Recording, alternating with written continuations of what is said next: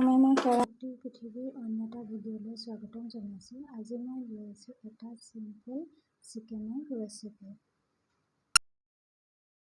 এয়া লৈছোঁ দুটা মিডিয়াম চাইজৰ পিঁয়াজ মিহি মিহিকৈ কাটি লৈছোঁ, আৰু এয়া হ'ল আদা নহৰু থেতেলিয়াই লোৱা, আৰু এয়া হ'ল শুকান জলকীয়া গুড়ি নহয়, গোটা শুকান জলকীয়া তিয়াই লৈ থেতেলিয়াই লৈছোঁ।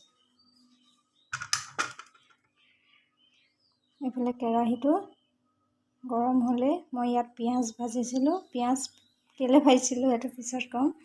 এতিয়া মই তেল দি লওঁ।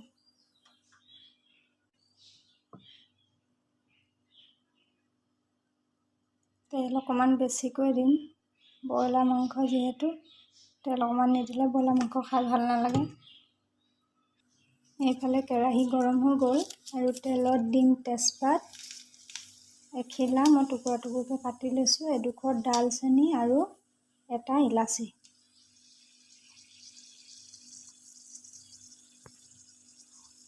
এইখিনি ধুনীয়াকৈ তেলত ভাজি গৈছে, আৰু এতিয়া পিঁয়াজ দি দিম।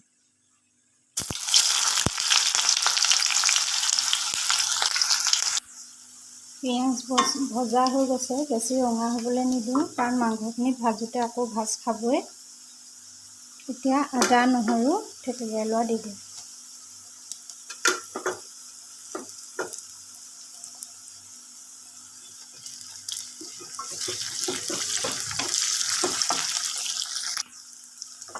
আদা নহৰু দিয়াৰ পিছতো ইয়াত ভজা হৈ গ'ল। এতিয়া মাংস দিম। মই শুকান মছলাখিনি পিছতহে দিম, মাংসখিনি যেতিয়া দিম তেতিয়াহে দিম।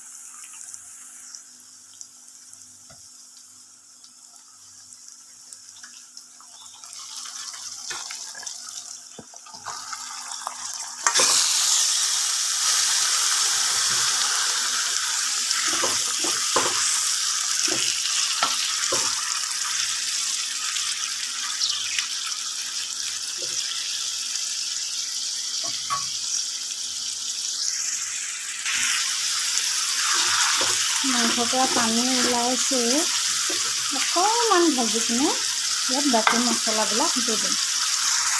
গেছটো কমাই দিম এতিয়া। এয়া মোৰ অলপ মাংস ভজা হৈ গ'ল। এতিয়া ইয়াতে আধা চামুচ হালধি, আধা চামুচ এয়া ধনিয়া, আৰু এয়া আধা চামুচ জিৰা এয়া দি দিম।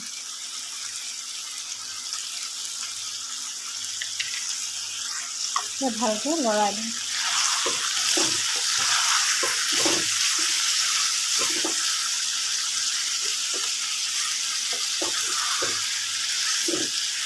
কেৰাহীটো লটৰ পটৰ কৰি আছে।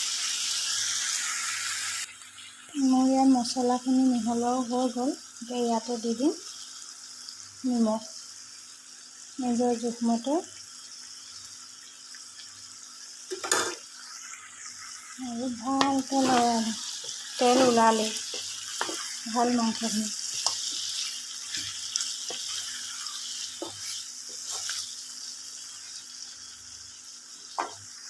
এতিয়া ঢাকন দি ৰাখি দিম।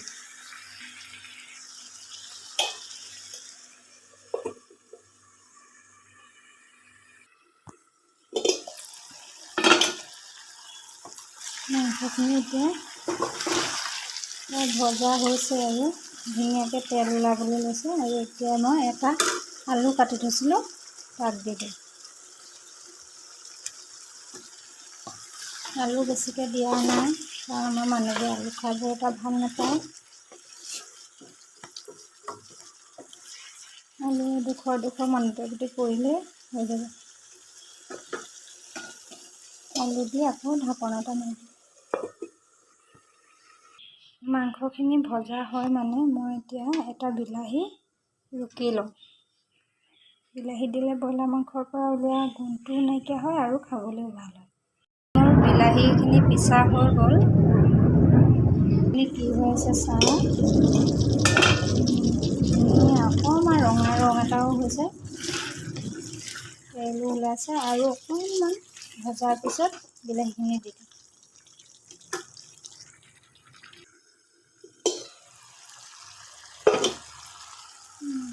ধুনীয়াকৈ হয়া মাংস হৈ গ'ল। ব্ৰইলাৰ মাংস আৰু পটককৈ সিজিয়ে যায়, আৰু এতিয়া বিলাহীখিনি দিম। আৰু মই যে কৈছিলোঁ পিঁয়াজ ভাজিছিলোঁ বুলি, এইখিনি পিঁয়াজ আৰু কেইটামান কাজু তিয়াই থৈছিলোঁ, সেয়া মই মিক্সিত মাৰি ল'লোঁ আৰু সেয়াকে এতিয়া মাংসখিনি দি দিম। প্ৰথমে বিলাহীখিনি দি লওঁ, তাৰপিছত পিঁয়াজৰ পেষ্টটো দিম।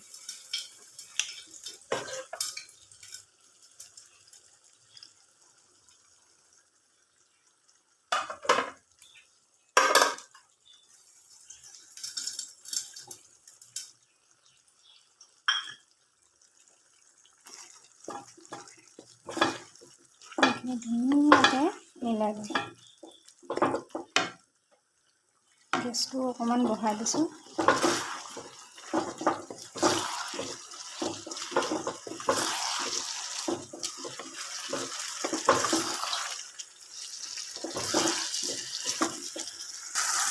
দেখিছেনে, পিঁয়াজৰ পেষ্টখিনি দিয়াৰ লগে লগে মাংসখিনি দেখিবলৈকে বেলেগ হ'ব আৰু গোন্ধটো বৰ ধুনীয়া হৈছে।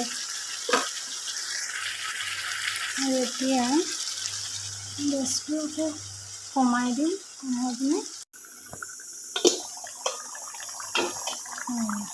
মাংসখিনি হ'লেই আৰু মই মিক্সিৰ বাতিটো হেৰি কৰি আওফালি পিনে অকণমান পানী দি দিলোঁ।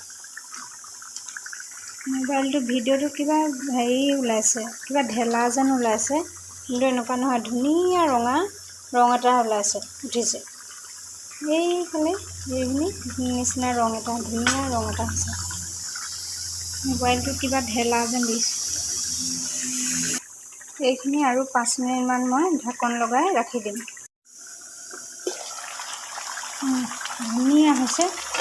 এতিয়া ইয়াতে মই মান ধনিয়া দি দিম। মান ধনিয়া বেছি নহয়, 2 কিলা মানুহ আছে, তাকে কাটি দি দিম। মাংসখিনি দেখাতো খুব ধুনীয়া আছে, বৰ ধুনীয়া গোন্ধ ওলাইছে। মই এতিয়া ইয়াৰে অকণমান ৰাতিলৈ কাঢ়ি থৈ দিম, কাৰণ তাই জ্বলা খাব নোৱাৰে। মই এতিয়া সেই জলকীয়া যে দুটামান খুন্দি থৈছিলোঁ, শুকান জলকীয়া, সেইকেইটা দি দিম।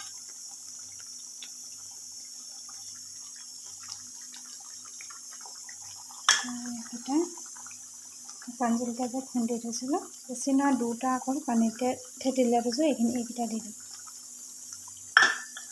জ্বলা বেছি নহয়, এইটো মাংসত অকণমান ৰিবৰিবকৈ পৰিলে ভাল লাগে।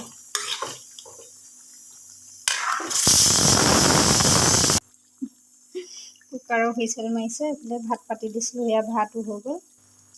এয়া মোৰ মাংস ৰেডি।